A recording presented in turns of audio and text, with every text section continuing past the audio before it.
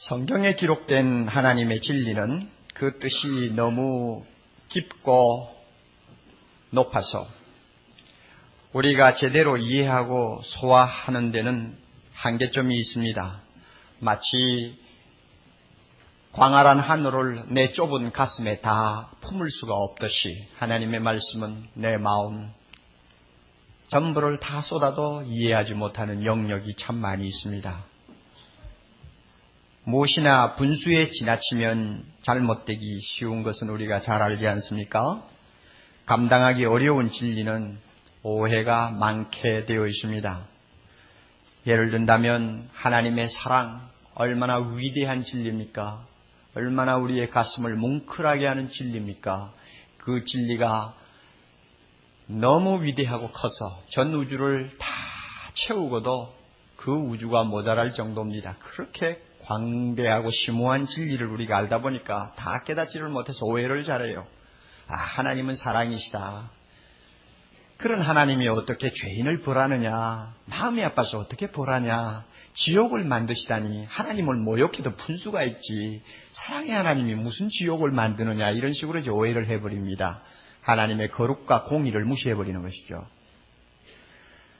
하나님의 주권에 대해서 여러분 알고 계시지 않습니까? 자기 마음에 원하는 대로 좋아하시는 대로 무엇이나 다 계획하시고 실천하시는 것이 하나님의 주권입니다. 그런 하나님이라면 구태여 우리 보고 해라 말라 할 것이 뭐 있느냐, 안 되는 것은 하나님 책임이지 하고는 인간의 책임을 희석시켜버리는, 경시하는 이런 방향으로 가르치는 사람들이 생깁니다. 이 오해죠. 로마서를 공부하면서 여러분 오직 믿음만 있으면 구원받는다 하는 진리를 귀가 아프도록 듣지 않습니까? 믿기만 하면 되는구나. 믿음이 구원 얻는다는데 왜 꼭 거룩하게 살았느냐, 죄를 범했느냐, 회개해라, 왜 그렇게 하느냐, 믿기만 하면 된다는데 하고는 오해를 해버리면 무엇이 걸립니까? 순종하는 삶을 중요하게 여기지 아니하는 자리에 빠집니다. 이렇게 하나님의 말씀, 진리는 잘못하면 우리가 오해를 해버립니다. 지난 시간 우리가 5장을 공부하면서 굉장히 은혜스러운 말씀을 보았어요. 20절에 보면 죄가 더한 곳에 은혜가 더욱 넘친다. 좀 다른 말로 바꾸면 죄가 많을수록 은혜는 더욱 많다 하는 내용입니다. 그 말씀을 우리가 들으면서 또 마음에 되새기면서 참 대단한 진리다. 정말 듣고 싶었던 생수와 같은 진리다. 왜 그렇습니까? 오해를 하는 거예요. 이제부터 죄 짓는 문제에 대해서는 고민할 필요가 없고 신경 쓸 필요가 없다. 은혜를 많이 받기 위해서 죄 짓는 것이면 뭐가 나쁘냐. 나는 죄 안 지었다 하고는 은혜에 메말라 있는 것보다도 죄를 좀 짓고 은혜 안에서 울고불고 하는 것이 훨씬 낫지 않느냐 하는 식으로 논리적인 오해를 할 수 있다는 이야기입니다. 논리적으로 따질 때는 충분히 그런 오해를 우리에게 일으킬 수가 있습니다. 하나님의 말씀을 공부하는 사람은 균형 감각을 잃어버리면 안 됩니다. 어떤 말씀 하나를 너무 지나치게 편파적으로, 이기적으로 우리가 이해를 하기 시작하면 균형을 잃어버립니다. 로마서 5장 20절을 보고 은혜 받은 사람은 균형이 있는 사람이면 반드시 6장 23절도 한번 볼 줄 알아야 합니다. 6장 23절에는 무엇이라고 나와 있습니까? 죄의 싹선 사망이다. 얼마나 대조적인 말씀입니까? 죄가 더한 곳에 은혜가 넘친다고 하는 말씀이 있는가 하면 죄의 싹선 사망이라고 준엄하게 우리를 향해서 경고하시는 말씀이 있다는 것을 배워야 합니다. 이 양자를 정확하게 보고 이해하는 것이 균형 감각입니다. 사도 바울은 우리가 이렇게 논리적으로 빠지기 쉬운 오해, 어떤 때는 이런 오해에 많이 걸려 넘어지기 때문에 이 오해를 미리 막기 위해서 6장을 통해서 로마서 5장 20절의 오해를 예방하기 시작합니다. 1절에 뭐라고 말합니까? 은혜를 더하게 하려고 죄에 거하겠느냐 하고 질문을 먼저 던집니다. 죄에 거한다는 말은 계속해서 죄를 짓는다는 뜻이요. 죄를 끊지 못한다는 말이요. 회개하지 않는다는 말입니다. 은혜를 더 받기 위해서 이렇게 죄에 거할 수 있겠느냐? 대답은 간단합니다. 그럴 수 없느니라. 굉장히 강한 어투입니다. 일종의 막말입니다. 무슨 소리야? 말도 안 되는 소리 그만둬! 하는 말입니다. 설명이 무엇이 필요하냐? 하는 이야기입니다. 하나님은 진리를 오해하고 악용하는 자에 대해서는 항상 이렇게 강경한 어조를 자주 쓰십니다. 아무리 죄가 많은 곳에 은혜가 넘친다고 할지라도 그것을 구실로 해서 우리가 죄 속에 머물러서 죄를 계속 반복하며 회개하지 아니하는 생활 할 수가 없다는 이야기입니다. 그러면 그 이유가 어디 있느냐? 왜 죄 속에 거할 수가 없느냐? 이유는 한마디로 요약됩니다. 2절 중간에 죄에 대하여 죽은 우리가 죄에 대해서 죽었는데 어떻게 죄 속에 또 거할 수 있느냐? 이 죽음은 한 번 죽는 죽음입니다. 이미 과거에 죽은 죽음을 이야기합니다. 그래서 과거 동사를 씁니다. 죄를 안 지으려고 날마다 죽어야 한다는 의미가 아니에요. 앞으로 계속 죽는 훈련을 하라는 말이 아닙니다. 성경 다른 곳에 있는 말씀처럼 나는 날마다 죽노라 하는 그 죽음을 이야기하는 것 아닙니다. 과거에 한 번 완전히 죽었던 사건을 이야기합니다. 한 번 그렇게 죽은 사람이 어떻게 죄를 더 지으면서 죄 속에서 뒹굴 수 있느냐? 안 된다 그 이야기입니다. 언제 어디서 그러면 우리가 죽었느냐? 어디에서 죽었냐? 그 대답을 우리가 성경 본문을 통해서 모든 본문을 통해서 다 할 수 있습니다만 저는 여러분에게 좀 더 기억을 선명하게 하도록 하기 위해서 한마디로 요약을 해드리겠습니다. 11절 첫 번에 나오는 말 주의하십시오. 언제 어디서 우리가 죽었느냐? 이와 같이 이것 때문에 죽은 거예요. 이와 같이 이것을 인정하는 자리에서 죽었고 이것을 우리가 확인하는 자리에서 이미 죽은 것입니다. 이와 같이. 그러면 이와 같이가 뭐예요? 10절하고 11절하고 연결해서 봅니다. 10절에서 예수님의 죽음과 부활에 대해서 말씀합니다. 그의 죽으심은 죄에 대하여 단번에 죽으시며 그의 살으심은 하나님께 대하여 살으심이니 이와 같이 너희도 단번에 죽었고 너희도 단번에 살았다 하는 이야기입니다. 언제 죽었어? 예수가 죽었을 때 죽었다. 언제 죽었어? 이와 같이 언제 살았어? 예수가 이와 같이 살았을 때 내가 살았다. 이와 같이. 이해를 하시는 것이 좋습니다. 우리 모두는 이미 말씀을 통해 잘 압니다. 예수 그리스도가 세상에 오셨다는 것은 죄가 왕노릇하는 영역으로 들어오셨다는 것을 의미했습니다. 그는 여자에게 났습니다. 여자에게 난 것이 뭐예요? 죄가 지배하는 세상에 오셨다는 것입니다. 그는 율법 아래 매이셨습니다. 무슨 뜻입니까? 율법을 통해서 인간을 시험하고 죄인으로 만드는 율법의 권세가 미치는 자리에 그가 드디어 등장하셨다는 말입니다. 그는 천사보다 못한 처지에 놓였습니다.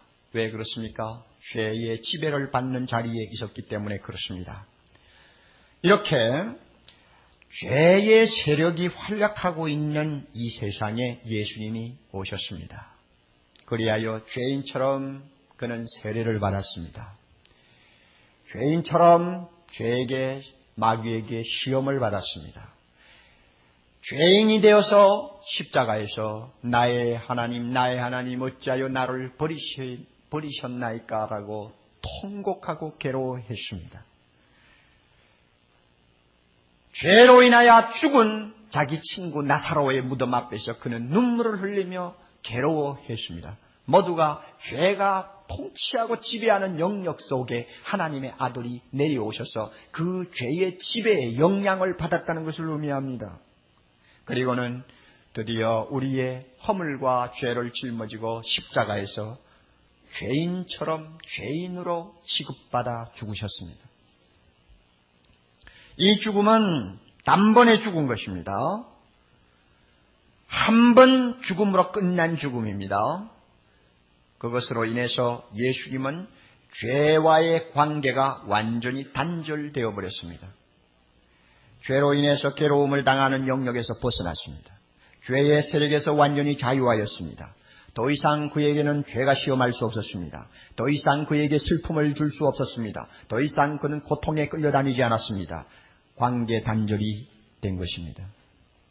예수님이 그랬다면 그 다음에 우리에게 적용할 때 무슨 말입니까? 이와 같이 나도 죄의 영역에서 끌려다니던 나는 죽었다 하는 것입니다. 이와 같이 나도 죽었다. 또 예수 그리스도는 부활하셨습니다. 어떻게 부활하셨습니까? 4절 조금 지나서 보면 이는 아버지의 영광으로 말미암아 그리스도를 죽은 자 가운데서 살리셨다 했습니다. 하나님 아버지의 영광, 이것은 능력을 말합니다. 성령의 능력을 말합니다. 성령의 능력이 예수를 죽음에서 일으켰습니다. 사도행전 2장 24절 사망에게 예수님은 매여 있을 수 없었다고 했습니다. 죽음이 아무리 그를 힘대로 붙들어 놓으려고 발악을 했지만 돌을 가지고 무덤을 막고 임봉하고 파수꾼을 세우고 갖가지 방법을 다 동원했지만 죽음은 역부족이었습니다. 예수님은 돌을 밀치고 살아나셨습니다. 예수님이 부활하셨다는 것은 무엇을 의미합니까? 하나님께 대하여 살으셨다는 것을 의미한다고 했습니다. 하나님께 대하여 살으셨다. 하나님께 대하여 살았다. 이 무슨 의미일까? 제가 볼 때 여러분이 본문에서 의미를 찾는다면 9절이 대답입니다. 하나님께 대하여 예수님이 사셨다는 의미. 9절 이는 그리스도께서 죽은 자 가운데서 사셨음에 그 다음에 중요한 말입니다. 다시는 뭐합니까? 죽지 않으신다. 예수님 절대 이제 다시 죽지 않아요. 그 다음에 또 무엇입니까? 사망이 다시 그를 주장하지 못한다. 바로 이것이 하나님께 대하여 살았다는 의미입니다. 절대 죽지 않으십니다. 이제는 절대 죽음이 그를 지배할 수도 없고 죽음이 그를 해칠 수도 없습니다. 왜? 그는 본래 가졌던 그의 영광을 회복하셨기 때문입니다. 본래 이 세상에 오시기 전에 하나님으로서 그가 누렸던 영광이 있습니다. 예수님이 요한복음 17장 5절에 기도한 그 내용입니다. 아버지여 창세전에 내가 아버지와 함께 가졌던 영화, 아버지와 함께 가졌던 영화, 그 영화를 지금도 아버지와 함께 누릴 수 있도록 하옵소서 하는 기도를 했는데 그 기도가 예수님의 부활과 함께 응답받은 것입니다. 주님은 드디어 죽음이 따라올 수 없는 생명의 영역, 의의 나라의 영역에 오르신 것입니다. 죄와 사망을 심판하시는 자리에 오르신 것입니다. 요한계시록 1장 18절 볼지어다 예수님의 말씀입니다. 이제 세세토록 살아있어서 음부와 사망의 열쇠를 가졌다. 이렇게 말씀하셨습니다. 이것이 예수님이 부활하심으로 하나님께 대하여 살았다는 의미입니다. 죽음과 완전히 관계 단절이 된 것입니다. 그리고 생명이 왕노릇하는 의의 세계에서 음부와 사망의 권세를 한 손에 쥐시고 심판하는 자가 되셨다는 말입니다. 이 예수님이 하나님께 대하여 사셨다. 그렇다면 우리에게 어떻게 됩니까? 이와 같이 무엇입니까? 예수님처럼 우리도 하나님께 대하여 뭐 한다는 말입니까? 산다, 살았다 하는 이야기입니다. 예수님의 부활이 과거 사건이죠. 이미 사셨죠. 우리의 부활도 장차 문제가 아니에요. 과거에 살았다. 나는 그래서 죽고 나는 살았다. 이와 같이.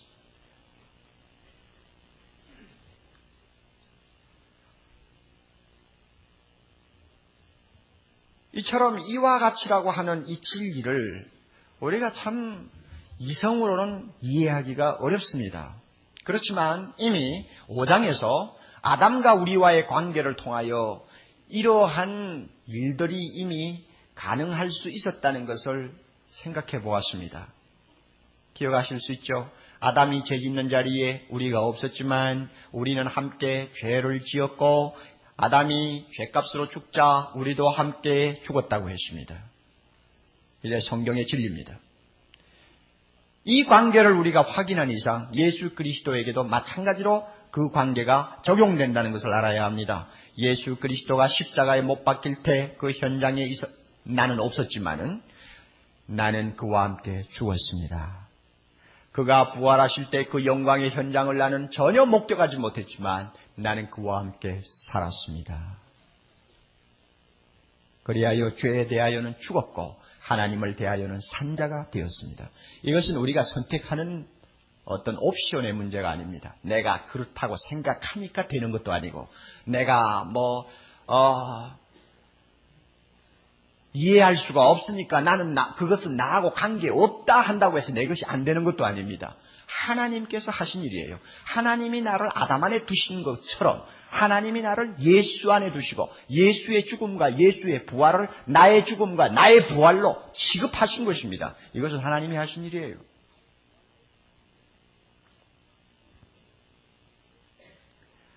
또 하나 우리는 질문을 던질 수 있습니다. 어떻게 이와 같이라고 하는 사건이 나에게 일어날 수 있었는가? 어떻게 예수 함께 죽고 예수 함께 살았다. 이와 같이라고 하는 사건이 나에게 해당될 수 있는가? 참 중요한 질문입니다. 무엇에 근거해서 그것이 가능한가? 여기에 대한 대답. 다시 한마디로 요약해서 여러분에게 알려드립니다. 11절 중간에 11절을 먼저 봅니다. 이와 같이 너희도 너희 자신을 죄에 대하여는 죽은 자요. 그 다음에 중요한 말씀 무엇입니까? 그리스도 예수 안에서. 바로 이것이 대답입니다. 어떻게 이와 같이라고 하는 사건이 나에게 일어날 수 있었는가? 그리스도 예수 안에라고 하는 이것 때문에 가능한 것입니다. 그리스도 예수 안에서라는 것은 바울이 쓴 서신 가운데서는 가장 유명한 구절이라고 말할 수가 있습니다. 제일 깊은 의미를 담고 있고 가장 많이 바울이 사용하는 말이었고 또 신학적으로 바울 사상을 전부 포함하는 한마디에 함축된 표현이라고 말할 수가 있습니다. 헬라어를 통해서 검토를 하면은 몇 번을 사용했느냐 하는 문제에 대해서 약간 의견 차이가 있습니다. 왜 그런가 하면은 그 원문의 해석에 따라서 그렇다고 볼 수도 있고 그렇지 않다고 볼 수 있는 내용이 모호한 내용이 조금 있기 때문입니다. 그래서 적어도 164번에서 200번 정도 바울이 자기가 쓴 성경에서 그리스도 안에서 혹은 예수 안에서라는 말을 쓰고 있습니다. 이만큼 중요한 말이에요. 그리스도 안에서라는 게 무슨 의미냐?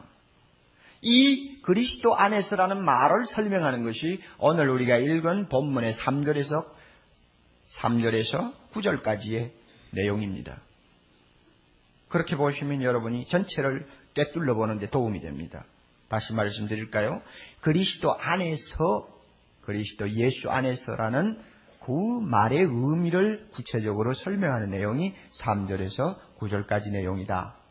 그 말씀입니다. 그러면 무슨 의미입니까? 이것은 그리스도와 우리와의 연합관계를 이야기합니다. 연합관계. 한 몸이 되었다는 것을 의미합니다. 예수와 우리가 더 실감나게 말한다면 결혼한 관계라는 것을 이야기하는 것입니다. 한 몸이 되었다는 것을 말합니다. 이것이 그리스도 예수 안에서입니다. 예수 안에 내가 있고 내 안에 예수가 있는 관계를 말합니다.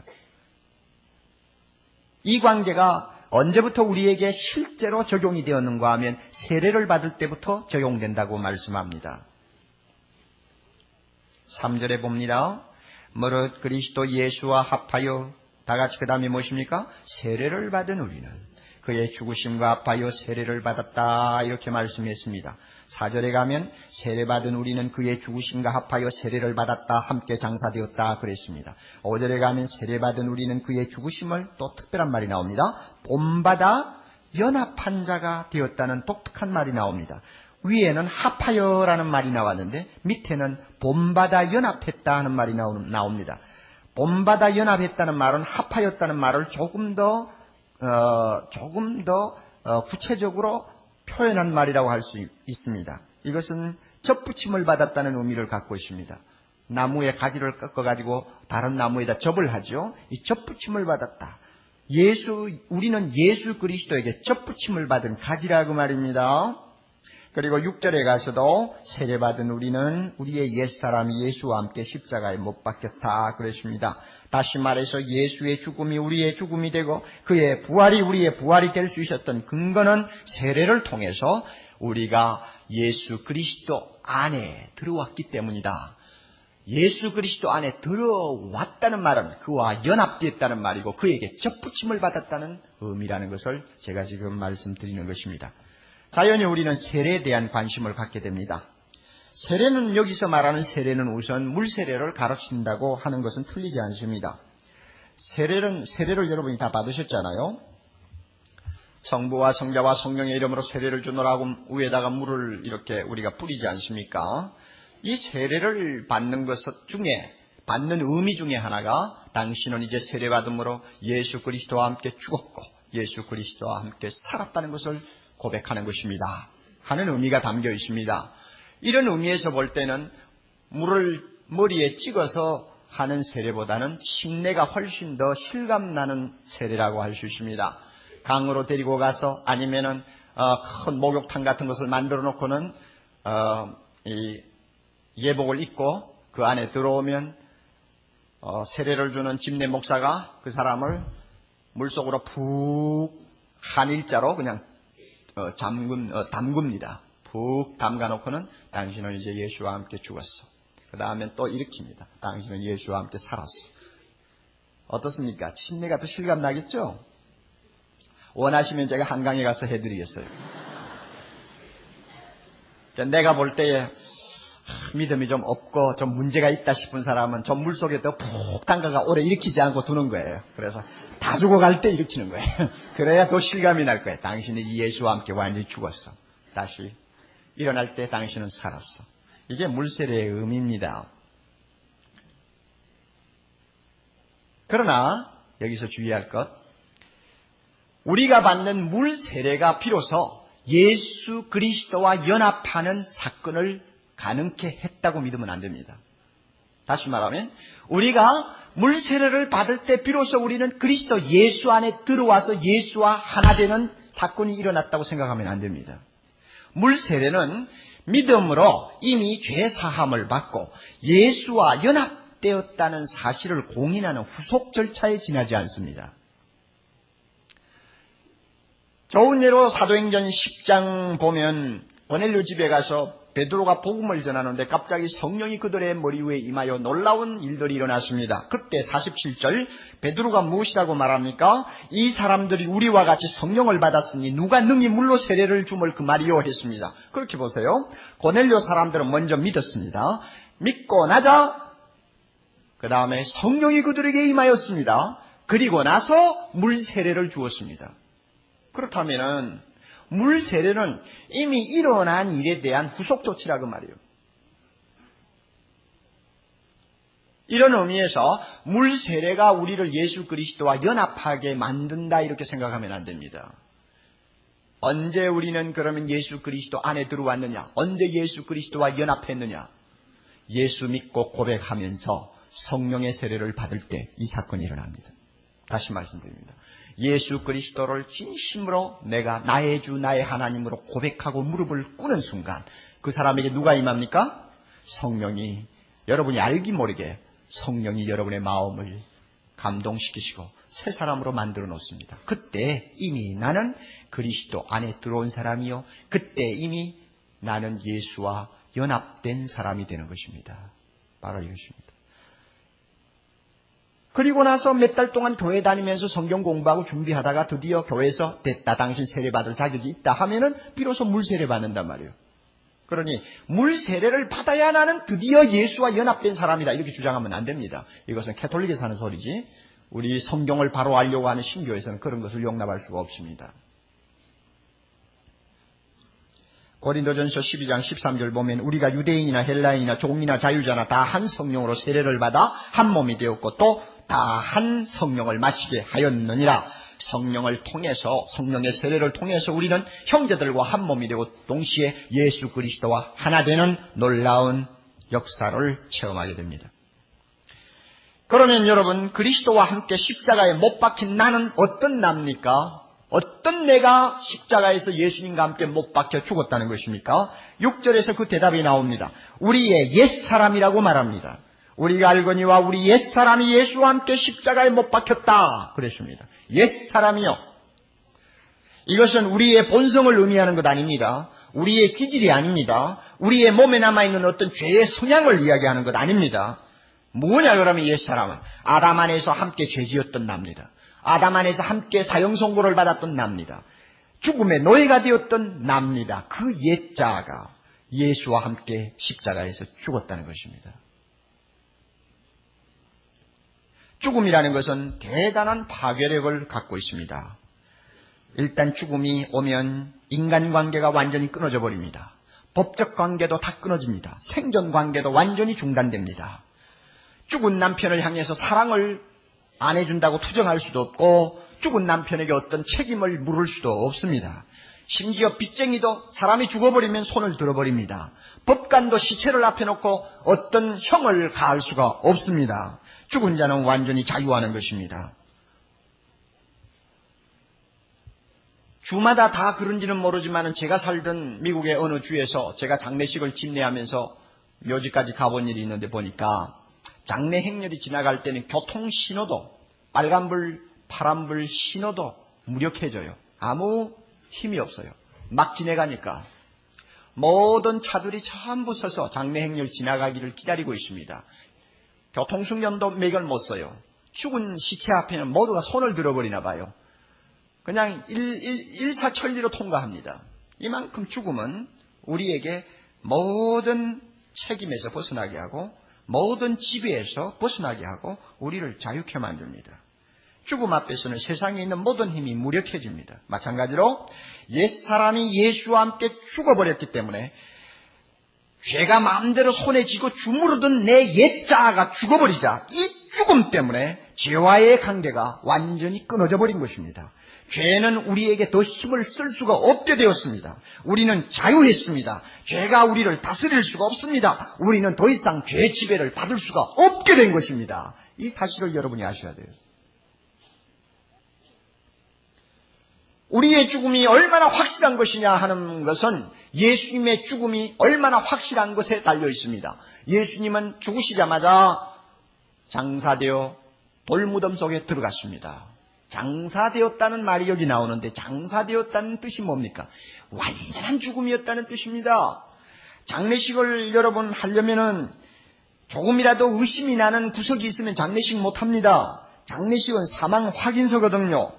요즘에 내사 문제가 또 사람들의 관심사가 되어 자주 입에 오르내립니다. 일본이 오랫동안 진통하다가 드디어 내사를 법적으로 인정하는 단계에 접어들었기 때문에 한국에 있는 또 여러 가지 법조인들에게나 종교인들에게나 또 의학계에 영향을 미치게 된 것입니다. 뇌관을 포함한 전뇌의 기능 정지, 이것이 내가 죽었다는 것을 말하는데 이것을 의학적으로 인정하면 심장이 뛰고 있어도 허파가 작동하고 있어도 죽은 사람으로 간주하고 장례식 할 수 있다는 이야기입니다. 인정상 대단히 어려우리라고 생각합니다. 아무리 내가 죽었다고 진단이 나왔지만은 심장이 뛰고 있는 사람 보고 죽었다고 관 속에 넣기는 굉장히 어려울 것 같아요. 조금이라도 의심스러운 무엇이 보이면 장례식 못합니다. 그렇지만 장례식을 일단 했다고 하면 이 장례식은 그 사람은 완전히 죽었다는 것을 증명하는 것입니다. 예수님은 죽어서 장례했습니다. 장사되었다고 했습니다. 마찬가지로 예수님이 그렇게 분명히 죽었다면 우리도 어떻습니까? 죽었나요? 살았나요? 죽었나요? 살았나요? 완전히 죽었어요. 완전히. 옛사람이 완전히 죽었어요. 죽고 또 죽을 필요가 없는 완전한 죽음이요. 죽으려고 애쓸 필요가 없는 완전한 죽음이요. 그 결과 우리는 죄의 통치로부터 자유를 얻었습니다. 우리는 죄가 왕노릇하는 세상에 더 이상 살지 않습니다. 6절 7절 보십시오.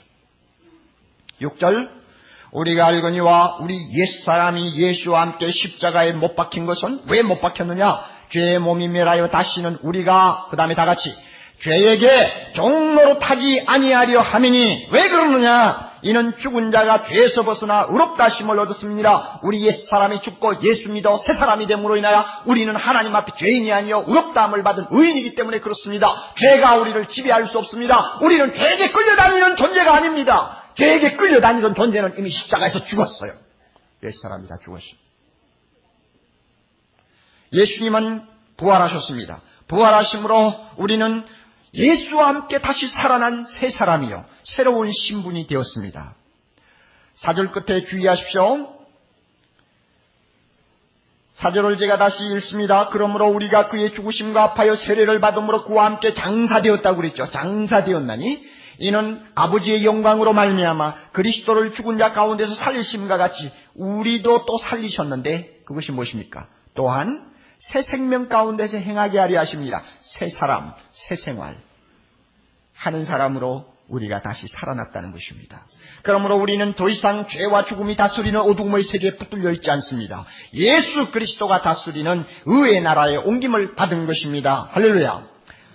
여러분 여기서 이 8절 9절에서 말이죠.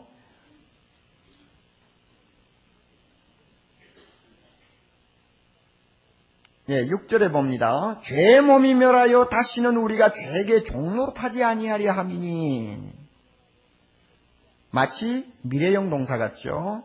또 8절 끝에 보면 그와 함께 살 줄을 믿노니 하고 미래에 일어날 일처럼 보이죠. 물론 미래형 동사로 쓰고 있습니다. 그러나 이것은 논리의 미래지 사건의 미래가 아닙니다.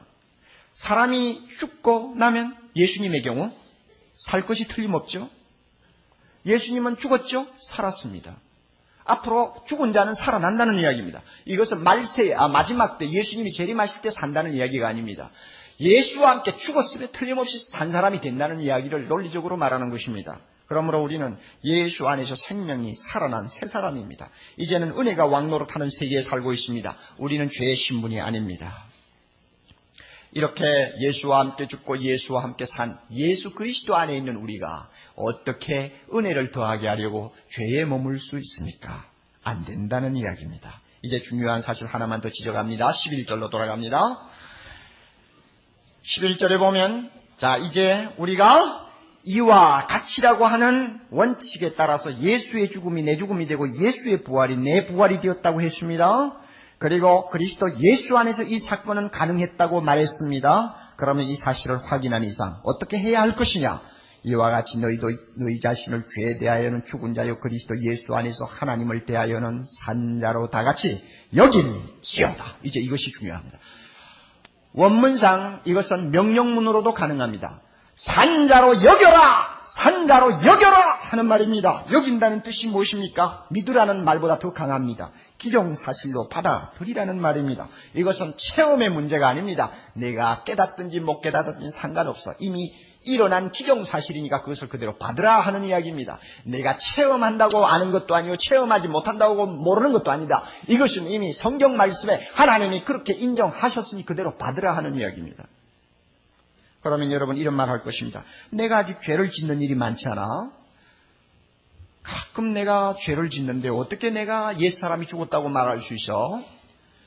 내가 아직도 습관적인 죄 때문에 몸부림을 치면서 살고 있는데 어찌 나는 죄의 지배를 받지 않는다고 말할 수가 있나?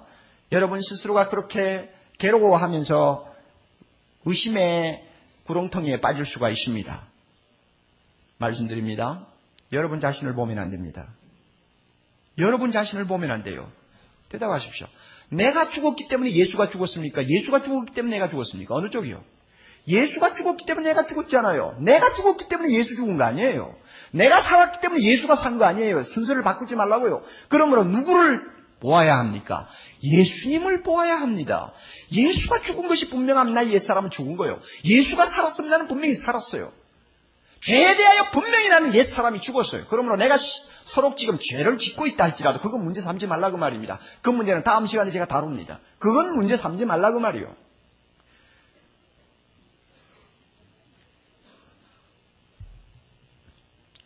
자꾸 지나간 이야기 하면 안 돼요.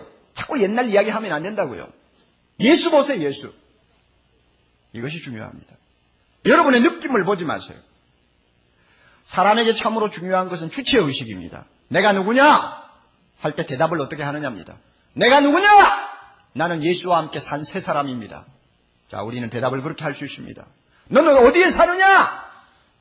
나는 예수 그리스도가 지배하는 의의 나라에 사는 사람입니다. 나는 은혜 아래 사는 사람입니다. 은혜가 왕노릇하는 자리에 사는 사람입니다. 이렇게 대답해야 돼요.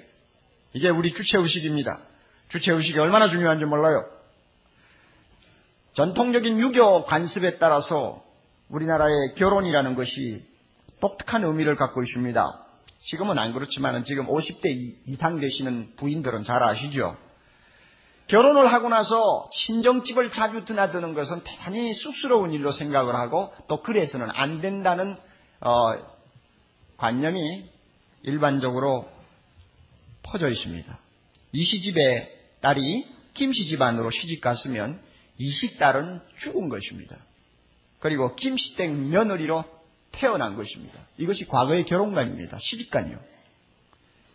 옛말처럼 시집간 그 집의 귀신이 되는 것입니다. 이게 여자의 운명입니다. 시집 가자마자 그 시로 과거는 장사해버린 것이요. 그러므로 처녀 시절 행복했던 생각 자꾸 하고 그러면 안 돼요.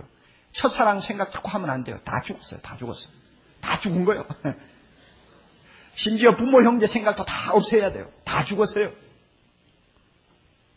그리고 이제는 나는 이 시집에서 새로 태어난 며느리로서 앞을 내다보고 살아야 합니다. 이게 시집입니다. 시집 갔습니까? 죽은 거예요. 옛날 나는 죽은 거예요. 그리고 시집간 그 집에서 태어난 것입니다. 양식이 없어서 굶어 죽는 판이 벌어져도 절대로 친정에 발을 들여놓지 않았던 여자 이야기를 제가 읽은 일도 있습니다.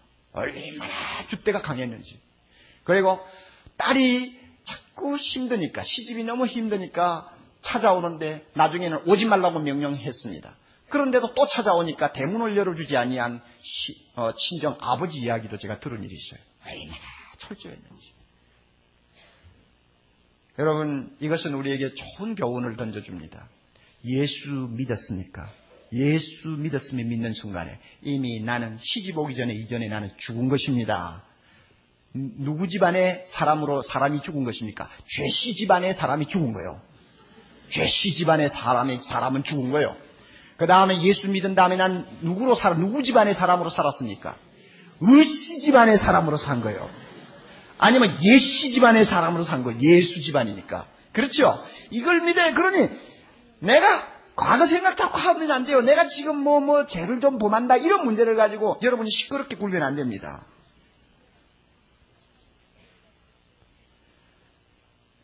이와 같이 예수와 함께 죽고 살았다는 이 연합관계를 우리가 확실히 믿으면 참 우리에게 주는 위로와 여러 가지 그 신앙 구원의 확신이 참 많습니다.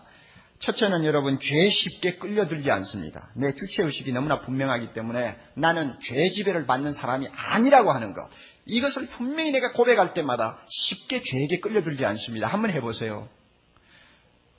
6장 11절을 여러분이 집에 가셔서 외우시면서 한번 해보세요. 과거처럼 그렇게 자꾸 끌려들어가나? 안 끌려들어갑니다. 또 둘째로는 죄에 빠져도 절망하지 않고 금방 일어나서 회개하고 돌아옵니다.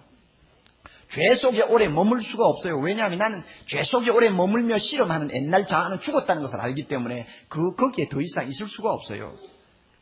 신정에 간 딸이 그 집에 2달, 10달, 1년, 2년 머물 수 없는 것과 똑같습니다. 더 머물 수가 없어요. 또 하나, 서로 죄를 범했다고 해도 그 범죄가 나의 구원을 흔들지 못한다는 것을 분명히 압니다. 구원 문제를 다칠 수가 없어요. 죄를 짓는다고 해서 그때마다 내 구원 문제를 들매여서는 안 됩니다. 여러분이 그걸 아셔야 돼요. 왔다 갔다 하면 안 돼요. 한번 생각해 보세요. 부주의 해가지고 저녁에 잘 때 자물쇠를 잠그지 않아서 밤중에 도둑놈이 들어왔습니다. 들어와가지고 온 집안을 흐트려 놓고 돈 있는 거 좀 포켓에 집어넣습니다. 그걸 보고는 너무나 낙담해가지고 그 집 주인이 도둑놈을 붙들고 앉아서 우리 집에 있는 돈 당신이 다 가졌고 이렇게 들어와서 마음대로 하셨으니까 이제부터 당신이 아버지가 되시오. 당신이 저 사람의 남편이 되시오. 나는 완전히 포기하겠수다. 여러분이 그렇게 하는 주인이 있어요? 예? 아무리 값비싼 보석을 다 빼앗겨도 남편 자리, 아내 자리, 남편 자리, 아버지 자리는 절대 내놓지 않습니다. 여러분 그걸 아셔야 돼요. 죄가 어쩌다가 우리 생활에 들어와서 나로 하여금 범죄하게 만들어요. 그러나 내가 예수 그리스도와 함께 살아난 새 사람이요 하나님의 자녀라고 하는 신분까지 내놓고 아이고 마음대로 하시오 나 이제 완전히 포기하겠습니다. 이런 일은 절대 있을 수가 없다는 이야기입니다. 믿습니까 여러분? 그걸 아셔야 돼요.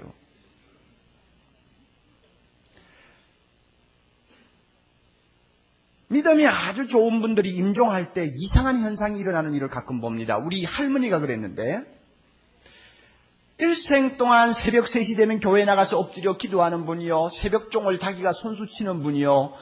평생 예수 안에서 살았던 분이 임종하기 전 3일 전부터 발작을 시작해가지고는 예수 안 믿는 사람처럼 행동했습니다. 심지어 예수가 어디 있느냐고 소리를 칠 정도로. 그리고는 막 욕하고 사람들을 저주하고 막 그랬어요. 그거 보면 야, 이 사람이 예수 헛믿었구나. 틀림없이 우리가 의심할 수 있습니다. 그러나 여러분 이런 경우에 의심하면 안 됩니다. 이 진흙으로 빚어진 육신이 80세가 넘어가니까 와해되는 단계 아닙니까? 와해가 되다 보니까 여러분 의학적으로 중추신경에 이상이 생기는 거요. 순환 계통이 망가지는 것입니다. 이러다가 보니까 육체 기능상 발작이 일어나는 거예요. 그러므로 그 발작은 그 사람의 구원 문제와 관계가 없는 거예요. 그 발작은 발작하는 그분의 책임이 아니에요. 그것은 어디까지나 우리 육체라고 하는 몸의 기능의 책임이란 말이에요. 그만큼 구원의 확신은 철저한 것입니다. 왜? 우리 할머니가 평소에 예수 믿고 신앙생활할 때 이미 그는 멸망받아야 할 옛자는 예수와 함께 십자가에 죽었고 이미 예수의 부활과 함께 그는 하나님의 자녀로 태어나서 일생 동안 믿음으로 살았기 때문에 마지막에 육체가 주는 어떤 발작행위 때문에 그 사람은 구원에서 떨어졌다. 그렇게 말할 수가 없다는 말입니다. 무슨 말씀인지 아시겠어요? 그러므로 우리는 내가 예수 그리스도 안에서 예수와 연합된 관계 속에서 지금 살고 있다는 것을 분명히 믿는 사람은 죄에 대한 태도가 다릅니다. 그리고 더 나아가서는 죄 속에 거할 수가 없습니다. 회개하고 즉시 돌아옵니다. 그리고 구원 문제를 들먹이지 않습니다. 절대로. 마귀에게 미끼를 던져주지 않아요. 꼭 믿으시기 바랍니다. 이것이 하나님께서 우리에게 주신 축복입니다. 11절 다 같이 읽습니다. 이와 같이 너희도 너희 자신을 죄에 대하여는 죽은 자요 그리스도 예수 안에서 하나님을 대하여는 산 자로 여길지어다. 아멘. 이번 한 주간 동안 우리가 함께 외워야 될 성경 말씀입니다. 꼭 여러분이 포켓에 넣고 다니면서, 저 항상 넣고 다녀요. 넣고 다니면서 꼭 외우세요. 항상 틈이 나는 대로 내서 묵상하고 읽으세요. 그리고 오늘 말씀을 잘 이해하지 못하는 분은 테이프를 사가지고 몇 번이라도 들으면서 여러분 자신이 진리를 깨닫고 진리 위에 굳게 서는 삶을 살기를 바랍니다. 455장 찬송 보면 주 안에 있는 나, 주 안에 있는 나는 얼마나 행복한가. 주 안에 있는 나는 항상 예수와 함께 삽니다. 그리고 주 안에 있는 나는 과거처럼 두려워하지 않습니다. 예수와 합하여 하나가 된 나는 과거의 슬픔 속에서 눈물을 흘렸지만 이제는 찬송하는 사람이 됩니다. 주 안에 있는 나는 마지막 날까지 주님이 약속하신 그 언약대로 하나님 나라 들어갈 때까지 하나님이 지켜주신다고 말씀합니다. 이 아름다운 찬송 우리 함께 부릅니다. 좀 힘이 빠르게 부르시기를 바랍니다. 너무 느리지 않도록. 455장 주 안에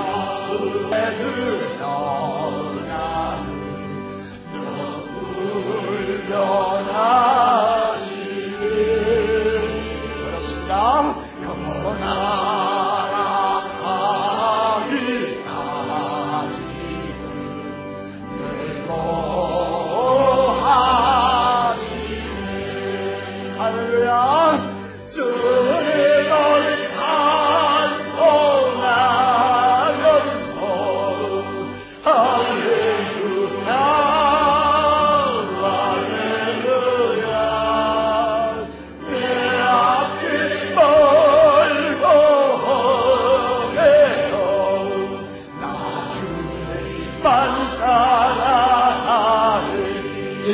자매들만 해보세요. 주 안에 있는 나의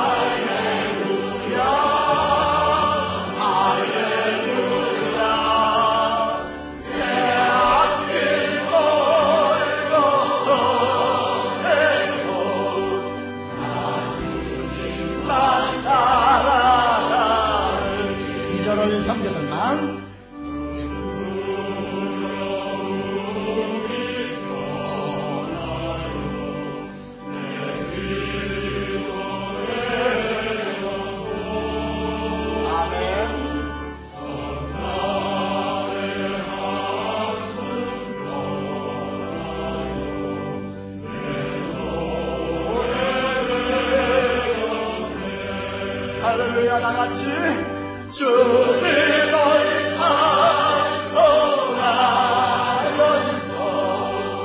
할렐루야 할렐루야 내 앞길 골고에서 나주님만 따라가리. 사전 다 같이 주와 내 주 너라는 영불 영하시리라. 그 나라 아리아리 즐거워하시네. 할렐루야. 다 같이 머리 숙이십시다. 좋으신 하나님 아버지, 우리 스스로 우리 자신을 구원할 수 없는 줄 아시고 예수 그리스도를 보내사 나의 죽음 대신하게 하심을 감사합니다. 예수님이 부활하심이 나의 부활이 되게 하심을 감사합니다.